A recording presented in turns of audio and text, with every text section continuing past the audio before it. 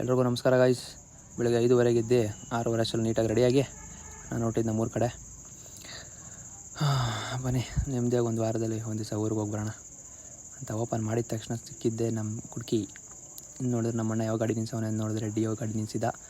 Bike ಎತ್ಕೊಂಡ್ಮೇಲೆ helmet ಎತ್ಕೋಬೇಕಲ್ಲ, helmet ಎತ್ಕೊಂಡು ನಾನು ಹೊರಟ ಅಂದಿವೆ. ನಮ್ಮ ದಿಲೀಪ್ ಅಣ್ಣಂಗೆ ಫೋನ್ ಆಗ್ತಾಯಿದೆ. ನಮ್ಮ ದಿಲೀಪ್ ಅಣ್ಣ ಸಿಗ್ತೀನಿ ಬಾ ಅಂದ್ಬಿಟ್ಟು ಲೊಕೇಶನ್ ಕಳಿಸ್ದ. ಬಂದು ನೋಡಿದ್ರೆ ಅಣ್ಣ ಟಿಪ್ ಟಾಪಾಗಿ ರೆಡಿಯಾಗಿ ಟೀ ಅಂಗಡಿ ಮುಂದೆ ನಿಂತಿದ್ದ. ಅಣ್ಣನ ಕತೆ ಕೇಳ್ರಿ. ನಮ್ಮ ಬ್ರೋ ಬಂದು ಎಕ್ಸ್ಪಲ್ಸಲ್ಲಿ ಕೆಲಸ ಮಾಡ್ತಾವೆ.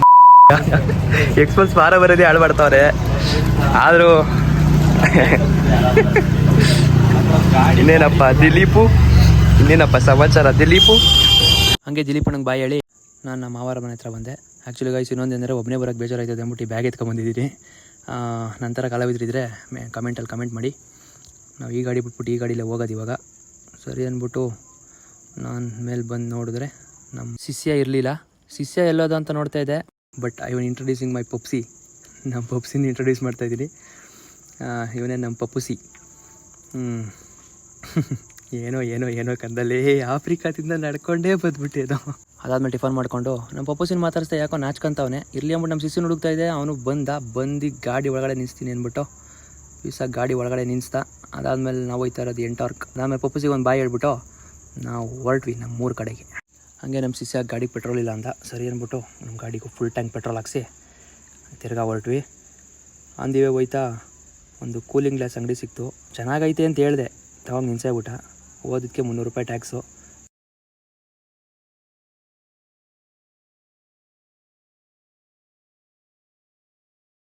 ಹಾಗೆ ಅಂದಿವೆ ನಮ್ಮ ಬಾಸ್ ಸಿಕ್ಕಿದ್ರು. ಬಾಸ್ಕೊಂಡು ನಮಸ್ಕಾರ ಹಾಕಿ BMTC ಡ್ರೈವರನ್ನ ಎಲ್ಲರೂ ನ್ಯಾತಾಡ್ಸ್ಕೊಂಡು ಹೋಯ್ತವನೆ.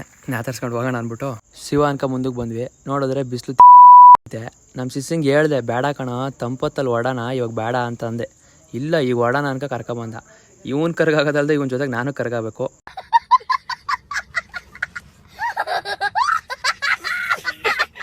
ಇರಲಿ ಬಿಡು ಹೋಲಿ, ಬರೋದು ಬಂದಿದ್ದೀವಲ್ಲ ಅಂದ್ಬಿಟ್ಟು ರೈಟಿಗೆ ತಿರುಗಿದ್ರೆ ಒಳ್ಳೆ ವ್ಯೂ ಸಿಕ್ತು. ಹಾಗೆ ವ್ಯೂ ನೋಡ್ತಾ ಇದ್ದಂಗೆ ಕರೆಕ್ಟಾಗಿ ನಮ್ಮೂರು ಸಿಕ್ತು. ಇದೇ ನಮ್ಮೂರು, ಹಳ್ಳಿ ಕೆರೆ ಅಂತ. ಸರಿ ಅಂದ್ಬಿಟ್ಟು ಊರೊಳಗಡೆ ಹೋಯ್ತಾ ಇದ್ದಂಗೆ ಎಲ್ಲ ನಮ್ಮನ್ನೇ ನೋಡ್ತಾಯಿದ್ರು. ನಾವು ಯಾಕೆಲ್ಲ ನಮ್ಮನ್ನೇ ನೋಡ್ತಾರ ಅಂತ ನೋಡಿದ್ರೆ ನಾವಿನ್ನೂ ಕರ್ನಾಟಕ ಬಿಚ್ಚೇ ಇರಲಿಲ್ಲ. ಬರೀ ಇಂಥದೆಯಾ. ಸರಿ ಇರಲಿ ಅಂದ್ಬಿಟ್ಟು ಬಂದು ಗಾಡಿ ನಿಲ್ಲಿಸಿ ನಮ್ಮ ಮನೆ ಒಳಗಡೆ ಬಂದ್ವಿ. ಇದೇ ನಮ್ಮ ಮನೆ. ಆ್ಯಕ್ಚುಲಿ ಇದಕ್ಕೆ 200 ವರ್ಷ ಇತಿಹಾಸ ಐತೆ. ಇವಾಗ ಅದಕ್ಕೆ ಮುಂಚೆ ಹೇಳ್ಬೇಕಂದ್ರೆ ಈ ತೊಟ್ಟಿ ಒಳಗಡೆ ನೀರು ಬಿಟ್ಟು ನಾವು ಇದ್ರೊಳಗಡೆ ನಾನೊಂದು ಶಿಷ್ಯ ಎಲ್ಲ ಆಟಾಡ್ತಾಯಿದ್ವಿ. ಆವಾಗ ಜಮಾನದಲ್ಲಿ ಈ ಮನೇನ ಹೊಡೆದಾಕ್ತಾಯಿದ್ದೀವಿ. 200 ವರ್ಷದ ಹಳೇದು. ಇದೇನು ಹೊಡೆದಾಗ್ತಾಯಿದ್ದೀವಿ ಅನ್ನೋದನ್ನು ನಾಳೆ ನಮ್ಮ ಅಜ್ಜಿ ಪಾರ್ಟ್ 2 ಅಲ್ಲಿ ತಿಳಿಸ್ತಾರೆ. ಅಲ್ಲಿವರೆಗೂ ಎಲ್ಲರೂ ಜೋಪಾನ. ಟೇಕ್ ಕೇರ್, ಬಾಯ್.